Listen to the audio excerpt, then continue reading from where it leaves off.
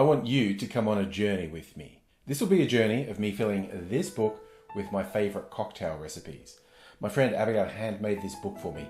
The paper is really nice, 75% cotton, 25% wood pulp mix. She hand stitched the pages together, bound it, and 3D printed the embellishments for the cover, including the little cocktail icon. It's taken me a while to do anything with the book. I had always intended to just write cocktail recipes in it, but I had it for more than a year without doing anything with it. But it just occurred to me, this is exactly how I want to use the book. I'd been considering where I wanted to take my cocktail channel, and my big idea was to do something long form.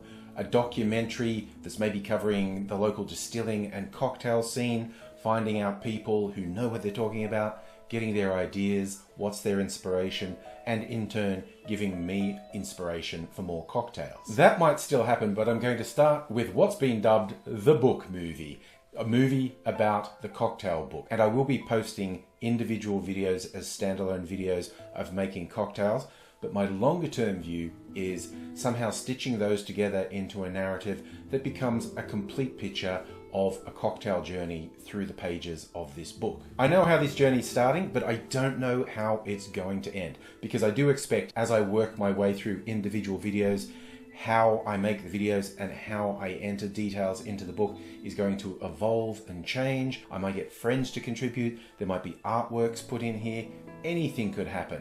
But it's time to start, and I know what the first recipe is going to be. As a bit of background, a lot of people who watch my cocktail channel don't necessarily know I had an original channel back in the early days of YouTube that got some degree of notoriety. It was me trying to be funny, doing commentary on news and politics of the day. It was a lot of shouting, and yes, there was a lot of swearing in there as well. I still do low-key live streams on my original channel. I did those during COVID as a way to try to maintain sanity for myself, maybe for a few other people. I still do them because I like doing them, along with hanging out with other people online. I do occasionally hang out with people in real life. One time, a few of us were hanging out at a local distillery called Patient Wolf, and one of the guys there showed us a cocktail that was equal parts whiskey, sloe gin, and topped with soda. I was very surprised how well this worked, and we adopted it as the official cocktail of the live stream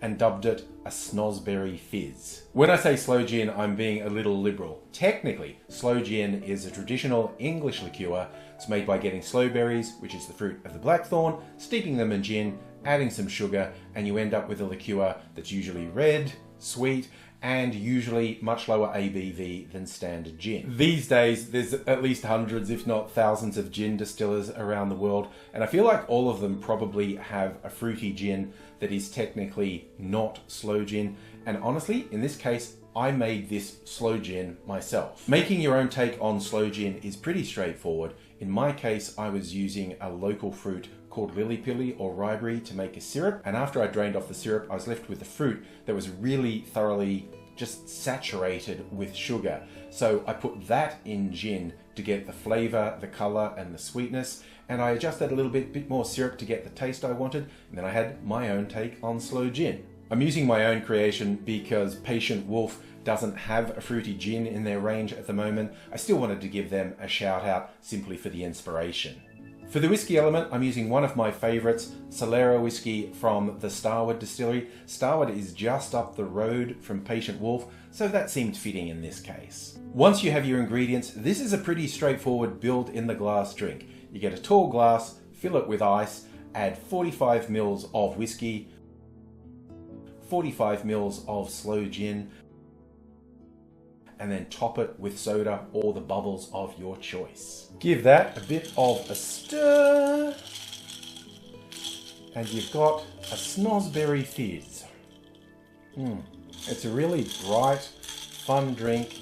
You still get whiskey, it's not drowned out, but the other elements make it something its own, not just a standard whiskey highball. And you know what? Abigail, who made the book, was with me at Patient Wolf when we discovered this recipe, so I think it's only fitting that this is the first recipe that goes into the book.